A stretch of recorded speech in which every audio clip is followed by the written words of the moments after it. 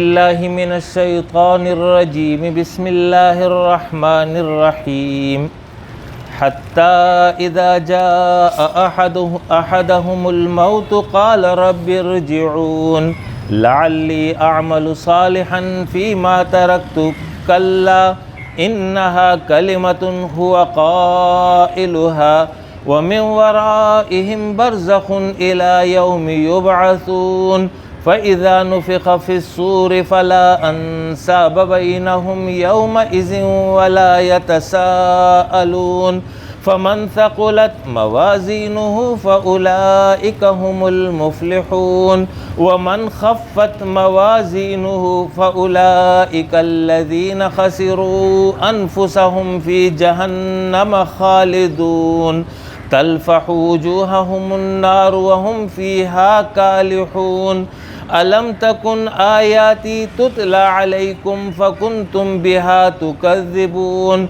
قالوا ربنا غلبت علينا شقوتنا وكنا قوما ضالين ربنا أخرجنا منها فإن عدنا فإنا ظالمون قال اخسئوا فيها ولا تكلمون إنه كان فريق من عبادي يقولون ربنا آمنا فاغفر لنا وارحمنا وأنت خير الراحمين فاتخذتموهم سخريا حتى أنسوكم ذكري وكنتم منهم تضحكون إني جزيتهم اليوم بما صبروا أنهم الفائزون صدق اللہ مولانا العظیم۔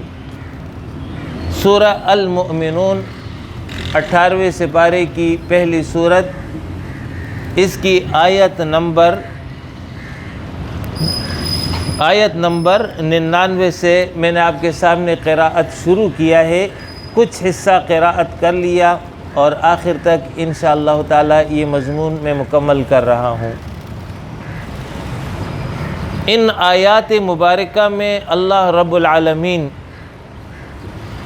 اول مجرمین کی کیفیت کو بیان کر رہے ہیں جو موت کے بعد ان پر واقع ہوگی، اور میدان حشر میں جو کیفیت ہوگی اس کا ایک نقشہ یہاں پر بیان کیا گیا ہے، اور اس کے بالمقابل اہل ایمان کے لیے اللہ رب العالمین نے آخرت میں جو اجر اور انعام ذکر کیا ہے قرآن مجید میں متعدد مقامات پر، اس کا جو ہے یہاں پر اللہ رب العالمین نے مجرمین سے مکالمہ کرتے ہوئے اس کا حوالہ دیا ہے۔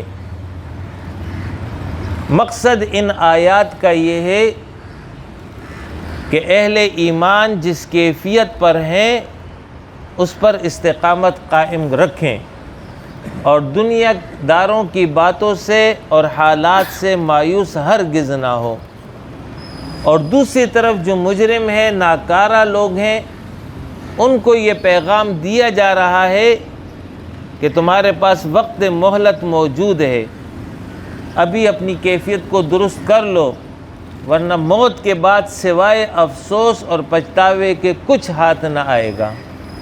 یہ ان آیات کا مضمون اور سبق ہے۔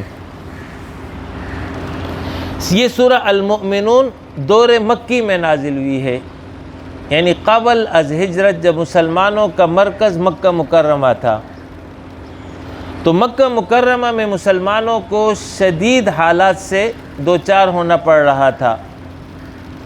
مختلف آزمائشی تھی، مشرکین کی طرف سے تکالیف تھی، مصائب تھے، اور اہل ایمان استقامت کے ساتھ وہاں موجود تھے، اور ان مجرموں پر اور ان مشرکوں پر کوئی بھی بات کارگر نہیں ہو رہی تھی، جو بات بھی ان کو سمجھائی جا رہی تھی ان کی سمجھ میں نہیں آ رہی تھی، ضد اور عناد کے اوپر یہ ڈٹے ہوئے تھے۔ تو یہاں پر اللہ رب العالمین نے ان کا ذکر کیا ہے، کیونکہ دور مکی کی صورت ہے تو ان کا ذکر کیا ہے کہ یہ لوگ اپنی اس روش پر اور اس کیفیت پر برقرار رہیں گے، باز آنے والے نہیں ہیں۔ کب تک یہ کیفیت ان کی رہے گی؟ حتی اذا جاء احدهم الموت، یہاں تک کہ ان میں سے کسی ایک پر موت آ جائے، پھر کیا ہوگا؟ قال رب ارجعون، اس وقت یہ کہیں گے کہ اے میرے رب مجھے واپس لوٹا دے۔ موت کے بعد پھر یقین آئے گا، ابھی تو یقین نہیں آ رہا ہے، اپنی روش پر قائم ہے۔ تو یہی حال ہر نافرمان باغی مشرک بندے کا ہوتا ہے۔ جو بھی اللہ کا نافرمان ہوتا ہے وہ اپنی دنیا میں مست ہوتا ہے، مگن ہوتا ہے، اپنی اصلاح کے لیے تیار نہیں ہوتا ہے۔ تو فرمایا اس روش پہ یہ لوگ تب تک رہیں گے جب تک ان پر موت نہیں آ جاتی ہے۔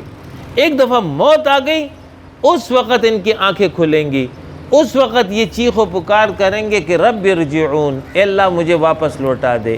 اب مجھے یقین آ گیا کہ تو بھی موجود ہے، قرآن بھی حق تھا، پیغمبر بھی حق تھا، جنت بھی حق ہے، جہنم بھی حق ہے، غلطی ہو گئی ہے، دنیا کی طرف لوٹا دے۔ لعلی اعمل صالحا، شاید کہ اب میں نیک عمل کر کے آؤں گا، فیما ترکت، اس دنیا میں جس کو میں ابھی چھوڑ کر آ رہا ہوں۔ وہاں پر عمل صالح کی قدر و قیمت معلوم ہو جائے گی۔ دنیا کے اندر عمل صالح کے لیے تیار نہیں ہے، لیکن جب موت واقع ہوگی تو عمل صالح کی قدر و قیمت آ جائے گی کہ نیک عمل، یہ جو نیکیاں ہوتی ہیں، ان نیکیوں کی کیا قدر و قیمت ہے، اس کی کیا حیثیت ہے۔ تو حالات کو دیکھ کر کے پھر یہ مجرم کہے گا اے اللہ مجھے واپس دنیا کی طرف لوٹا دے، اب میں نیک عمل کر کے آؤں گا، اب میں نیکیاں کر کے آؤں گا، نماز کی پابندی، روزے کی پابندی، عبادات کا اہتمام، ذکر کا اہتمام، نیکی کے کام کروں گا، سچ بولوں گا، جھوٹ کبھی نہیں بولوں گا، والدین کی خدمت کروں گا، ماں باپ کی تابع بن کر کے رہوں گا، اولاد کی اچھی تربیت کروں گا، پڑوسی کو حقوق ادا کروں گا، دھوکہ کسی کو نہیں دوں گا، یہ ساری نیکیاں کر کے آؤں گا۔ ایک مہلت اور دے دے، ایک دفعہ اور دنیا میں بھیج دے۔ فرمایا اللہ رب العالمین نے جواب میں، کلا، ہرگز نہیں، ممکن ہی نہیں ہے کہ ایک دفعہ جو دنیا سے ادھر آ جائے پھر دنیا کی طرف چلا جائے، ایسا ہو نہیں سکتا ہے، یہ میرا قانون ہی نہیں ہے۔ اللہ ایک دفعہ مہلت دیتا ہے اور ایک دفعہ مہلت لے لیتا ہے تو پھر دوبارہ جو ہے واپسی ممکن نہیں ہے۔ انہا کلمۃ، یہ تو ایک بات ہے، ہوا قائلھا، یہ بندہ اس کا کہنے والا ہے، وَمِن وَرَائِهِمْ بَرْزَخٌ، اب تو اس کے بعد برزخ کی زندگی ہے۔ برزخ عربی میں پردے کو کہتے ہیں، ہر وہ چیز دو چیزوں کے درمیان آڑ بن جائے اس کو برزخ کہتے ہیں۔ تو عام طور پر خیمہ کو برزخ کہہ دیا جاتا ہے، بڑی چادر کو پردہ برزخ کہہ دیا جاتا ہے، ہر وہ شے جو دو چیزوں کے درمیان آڑ بن جائے۔ دیوار بھی برزخ ہی ہے اس لیے کہ وہ دو چیزوں کے درمیان آڑ بن جاتی ہے، دروازہ بھی برزخ ہی ہے اس لیے کہ وہ دو چیزوں کے درمیان آڑ ہے۔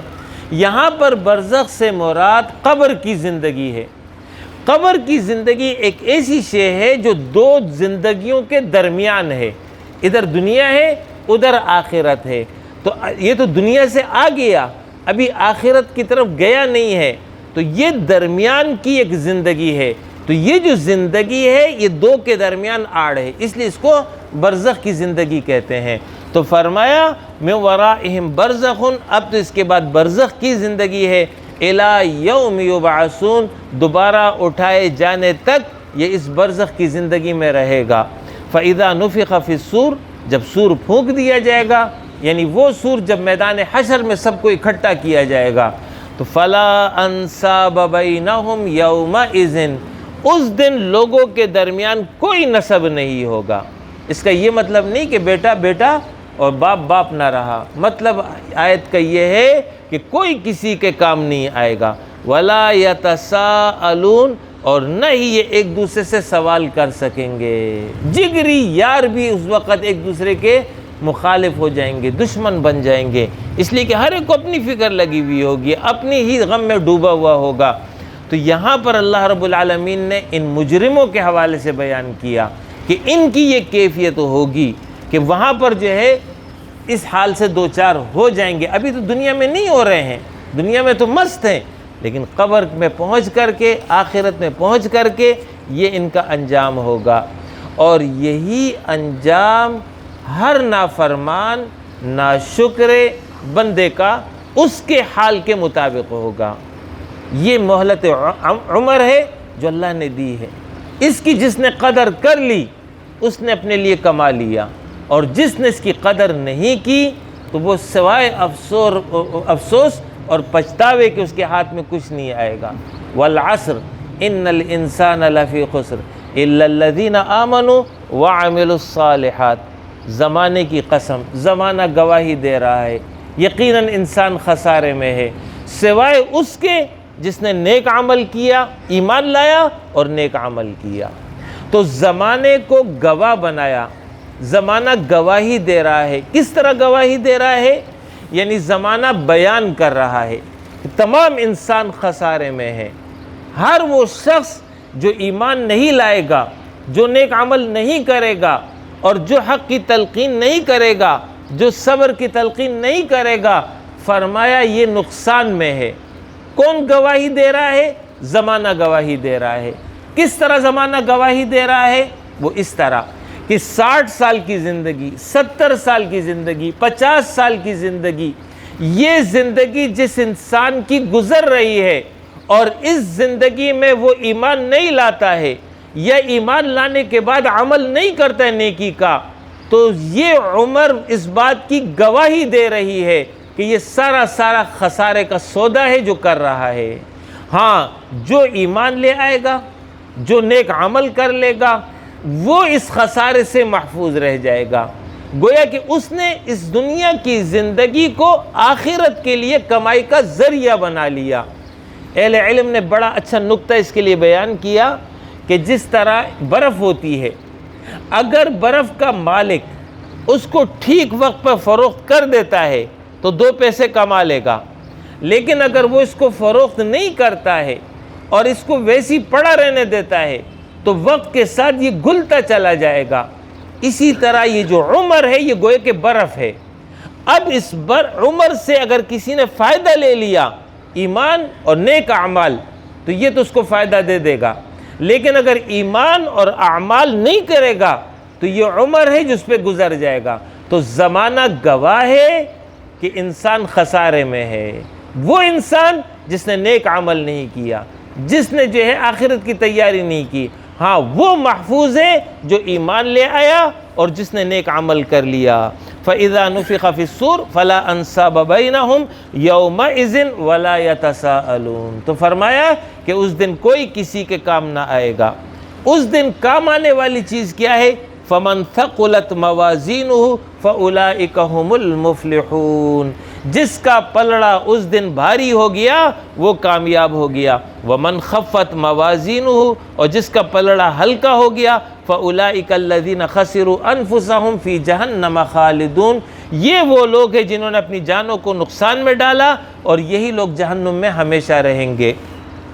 یاد رکھیے، قیامت کے دن پہلے جو ہے اعمال کو گنا جائے گا، گننے کے بعد پھر اس کا وزن کیا جائے گا۔ مثال آپ کو دے دوں، مثال کے طور پر ایک شخص ہے جس نے اپنی زندگی گزار دی، یوں ہم تصور کر لیتے ہیں کہ اس کے ذمے زندگی میں 100 نمازیں فرض ہو گئیں اللہ کی طرف سے۔ ایک مثال دے رہا ہوں۔ تو اللہ رب العالمین کے بعد جب یہ پہنچے گا تو پہلے اس کی گنتی شمار ہوگی کہ 100 نمازوں میں سے اس نے کتنی ادا کی ہیں۔ تو گنتی ہوگی کہ جی اس نے 60 ادا کر دی ہیں، 40 نہیں ادا کی ہیں۔ یہ تو ہو گیا اس کا ایک حساب۔ دوسرا آیا، اس کی دیکھا، اس نے کہا یہ اس نے 80 ادا کی، 20 ادا نہیں کی ہے۔ اس کے ذمے 50 روزے تھے، اس نے 30 رکھے، 20 نہیں رکھے۔ اس نے 18 رکھے، 32 نہیں رکھے۔ اس نے 32 رکھے، 18 نہیں رکھے۔ اس طرح جو ہے نماز، روزہ، زکوٰۃ، جتنے بھی فرائض ہیں ان کی باقاعدہ گنتی ہوگی۔ یہ پہلا مرحلہ ہوگا۔ گنتی ہونے کے بعد جو اس نے کیا ہوگا اب اس کا وزن کیا جائے گا۔ پہلے گنتی ہوگی، پھر وزن ہوگا، تو پھر وزن اعمال میں پتہ چلے گا کہ اس کی نماز کی قیمت کیا ہے۔ تو وہاں پر اخلاص، للہیت، تقوی، خوف خدا، اس حساب سے جو ہے اس نماز کی قیمت لگائی جائے گی۔ اسی طریقے سے روزے کی، اسی طریقے سے باقی عبادات کی۔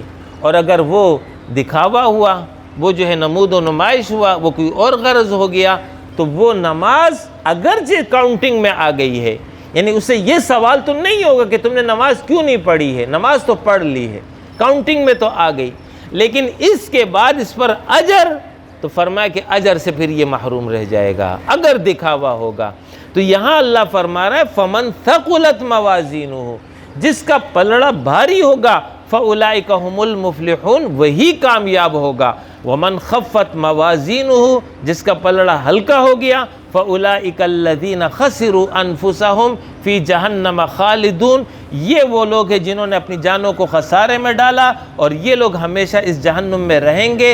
تَلْفَحُ وُجُوهَهُمُ النَّارُ، ان کے چہروں کو آگ جھلسے گی، وَهُمْ فِيهَا كَالِحُونَ، اور ان کے چہرے اور منہ جو ہے بگڑے ہوئے ہوں گے۔ کالحون، حضرت عبداللہ ابن مسعود رضی اللہ عنہ سے کسی شاگرد نے پوچھا کہ کالحون کا معنی کیا ہے، مطلب کیا ہے؟ تو انہوں نے جواب میں فرمایا کبھی تم نے بکری کی سیری کو دیکھا ہے کہ جب اس کو آگ میں بھونتے ہیں اس کی کیا کیفیت ہوتی ہے؟ فرمایا ہاں دیکھا ہے۔ فرمایا مجرمین کی یہی کیفیت ہوگی کہ آگ میں ان کو جلایا جائے گا اور ان کے چہرے بگڑ جائیں گے۔ اور دوسری تشریح اور تفسیر اس طرح کی گئی ہے کہ کالحون، نیچے کا جو ہونٹ ہوگا یہ لٹک کر کے نیچے پیٹ کی طرف آ جائے گا، ناف کی طرف، اور جو اوپر کا جو ہونٹ ہوگا یہ پیشانی کی طرف چلا جائے گا۔ یہ کیفیت ہوگی مجرم کی جس کو جہنم میں ڈال دیا گیا۔ الم تکن آیاتی، وہاں اللہ ان سے خطاب کرے گا، الم تکن آیاتی، کیا میری آیتیں تمہارے پاس نہیں آئی تھی؟ تتلا علیکم، تو پڑھی جاتی تھی تم پر، فکنتم بہا تکذبون، پس تم نے ان کو جھٹلا دیا۔ قالوا ربنا غلبت علینا شقوتنا، وہاں مجرم کہیں گے اے رب ہمارے، ہم پر ہماری بدبختی غالب آ گئی، یعنی پھر نصیب کو کوسیں گے کہ جی تقدیر میں لکھا ہوا تھا، نصیب میں لکھا ہوا تھا، میں کیا کر سکتا تھا۔ وَكُنَّا قَوْمًا ظَالِمِينَ، اور ہم تھے گمراہ لوگ۔ جب انہوں نے یہ دیکھا کہ اللہ مکالمہ کر رہا ہے، ہو سکتا ہے نرمی پیدا ہو جائے، ربنا اخرجنا منہا فإن عدنا فإنا ظالمون، تو وہاں یہ کہیں گے کہ اے اللہ نکال ہمیں اس جہنم سے، اگر ہم دوبارہ اس کیفیت پر آ جائے تب تو ہم ظالم ہوں گے، ایک مہلت اور دے دے۔ قال، اللہ فرمائے گا اخسؤوا فیہا، ذلیل اور رسوا ہو کر گرے پڑے رہو اس جہنم میں، ولا تکلمون، آج کے دن مجھ سے بات نہ کرو۔ اخسا عربی میں کہ اس وقت یہ جملہ استعمال ہوتا ہے جب کسی کتے کو دھتکارنا ہوتا ہے، تو اہل عرب کہتے ہیں اخسا اخسا، اللہ یہاں پر یہ جملہ استعمال کرے گا ان کو ذلیل کرنے کے لیے۔ اخسؤوا فیہا، ذلیل رسوا ہو کر کے گرے پڑے رہو اس جہنم میں، آج کے دن مجھ سے بات نہ کرو۔ کیوں؟ انہو کان فریق من عبادی، یقیناً میرے نیک بندوں میں سے ایک گروہ ایسا تھا، یقولون، جو دنیا میں کہتا تھا ربنا آمنا فاغفر لنا وارحمنا، اے اللہ ہم ایمان لائے پس ہمیں بخش دے، ہم پر رحم فرما، وانت خیر الراحمین، اور تو بہترین رحم کرنے والا ہے۔ فاتخذتموہم سخریا، اللہ فرمائے گا تم نے ان کو مذاق بنا لیا تھا، جو نمازیں پڑھتے تھے، جو روزے رکھتے تھے، جو عبادات کرتے تھے، تو تم اس کو کہتے صوفی ہے، مولوی ہے، حافظ جی ہے، دیوانہ ہے، دنیا کدھر جا رہی ہے، یہ کدھر جا رہا ہے۔ تو اللہ فرما رہا ہے تم نے ان کو مذاق بنا لیا۔ حتیٰ انسوکم ذکری، یہاں تک کہ ان کی ضد میں آ کر کے میری یاد کو بھی تم نے بھلا دیا، یعنی تمہیں اپنا بھی احساس نہیں رہا کہ تمہارا بھی کوئی رب ہے، تمہارا بھی کوئی خالق ہے، کسی نے تمہیں پیدا کیا ہے۔ وَكُنْتُم مِّنْهُمْ تَضْحَكُونَ، اور تم ان سے مذاق اڑاتے تھے، لیکن سنو انی جزیتہم اليوم بما صبروا، بے شک میں نے ان کو بدلے میں دے دیا آج کے دن، بما صبروا، اس صبر کی وجہ سے جو انہوں نے دنیا میں اختیار کیا۔ تو کیا چیز بدلے میں دیا؟ انہم ہم الفائزون، یہ کہ یہ لوگ اب کامیاب ہو گئے۔ یہ ہے وہ انعام اور اجر جو اللہ رب العالمین جو ہے اہل ایمان کو دے گا، کہ دنیا کے اندر صبر، ایمان، تو نتیجہ جنت۔ قال کم لبثتم فی الارض عدد سنین، اللہ مجرموں سے پوچھے گا ذرا بتاؤ تو صحیح دنیا میں کتنا عرصہ رہ کر آئے ہو؟ 60 سال، 80 سال، 100 سال، قالوا لبسنا یومن او بعض یوم، وہاں پر مجرم کہیں گے کہ اللہ ہم ایک دن رہ کر آئے ہیں، یا ایک دن کا کوئی وقت ہوگا، صبح یا شام کا وقت ہوگا۔ اللہ فرمائے گا اِن لبستم فاسأل العادین، شمار کرنے والوں سے پوچھ لو۔ یہ وہ مجرم کہیں گے کہ اللہ ہم ایک دن رہ کر آئے، یا صبح کا وقت ہے یا شام کا وقت تھا، پورے دن بھی نہیں تھا۔ فاسأل العادین، شمار کرنے والوں سے پوچھ لو۔ شمار کرنے والے یعنی فرشتے جنہوں نے ہماری عمر لکھی، ان سے پوچھ لو، ہم زیادہ نہیں ٹھہرے شہر کے اندر، ملک کے اندر، دنیا کے اندر۔ قال ان لبستم الا قلیلا، اللہ فرمائے گا یقیناً تم تھوڑا عرصہ رہے ہو دنیا کے اندر، یہ بات حقیقت ہے، لیکن لو انکم کنتم تعلمون، کاش کہ اس بات کو دنیا میں جان لیتے تو آج تمہارا یہ انجام نہ ہوتا۔ یہ جو مجرم کہے گا کہ ہم دنیا کے اندر ایک دن رہ کر آئے ہیں، یا ایک وقت صبح یا شام رہ کر آئے ہیں، یہ کیوں کہیں گے؟ وجہ اس کو سمجھ لیجئے۔ وجہ یہ ہے کہ دنیا کی زندگی 60 سال ہو یا 100 سال ہو یا 1000 سال ہو، جتنا بھی آپ لگا لیں، یہ آخرت کے بالمقابل کوئی حیثیت نہیں رکھتا، اس لیے کہ آخرت کی جو زندگی ہے وہ لامحدود ہے، وہ اس کا کوئی کنارہ نہیں ہے، اس کا کوئی اختتام نہیں ہے، اور اس کا اختتام ہے۔ تو جس زندگی کا اختتام ہو تو وہ نہ ختم ہونے والی زندگی کے مقابلے میں ایک ذرے سے بھی کم ہے، اگرچہ اپنے ذات کے اعتبار سے وہ بڑی شے ہے، لیکن اس کے بالمقابل میں اس کی کوئی حیثیت نہیں ہے۔ تو یہ دنیا دار جو 60 سال، 80 سال، 100 سال دنیا کے اندر زندگی انہوں نے گزاری ہوگی، لیکن جب آخرت کے ساتھ اس زندگی کا موازنہ کریں گے تو وہاں پر ان کی زندگی ایک دن یا ایک دن سے کم نظر آئے گی۔ تو اللہ فرمائے گا یہی حقیقت ہے، لیکن یہ حقیقت اگر تم دنیا میں سمجھ لیتے کہ یہ دنیا کی زندگی کی حقیقت نہیں ہے تو آج تمہارا یہ انجام نہ ہوتا۔ اس کے بعد اللہ فرما رہا ہے افحسبتم انما خلقناکم عبثا وانکم الینا لا ترجعون۔ اب یہ مضمون عام ہے تمام انسانوں کو۔ اے انسانوں ذرا سوچو، غور کرو، کیا میں نے تمہیں عبث پیدا کیا؟ تمہاری پیدائش کا کوئی مقصد نہیں ہے، اور یہ کہ تم لوٹ کر میری طرف نہیں آؤ گے۔ فتعال اللہ الملک الحق، اللہ فرما رہا ہے اللہ حقیقی اور بلند بادشاہ ہے، لا الہ الا ہوا رب العرش الکریم، وہ عرش کریم کا رب ہے، تو وہ لایانی کام نہیں کرتا۔ بے مقصد تمہیں نہیں پیدا کیا ہے۔ کس لیے پیدا کیا؟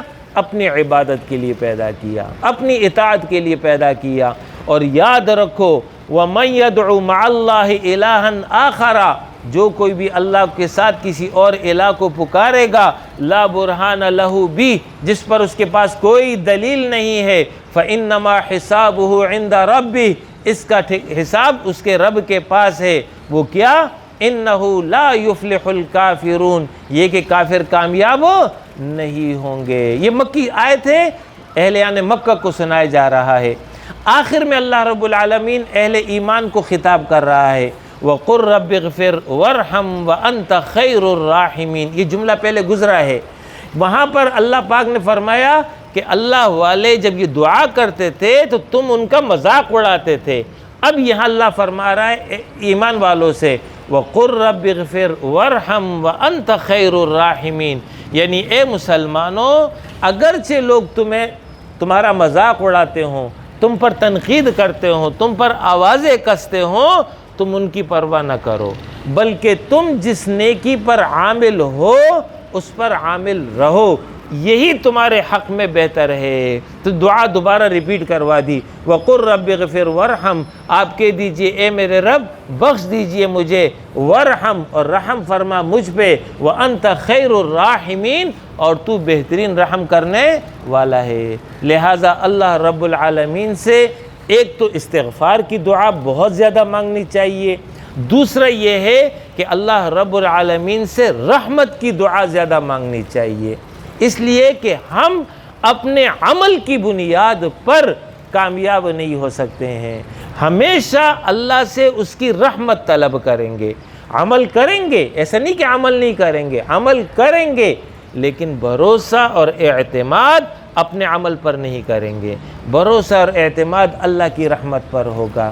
تو ایک استغفار کا اہتمام زیادہ ہو اور ایک اللہ سے اس کی رحمت اور فضل کا سوال ہو، تو انشاءاللہ تعالی اس کے نتیجے میں اللہ رب العالمین کی رحمت متوجہ ہوگی۔ وآخر دعوانا ان الحمد للہ رب العالمین۔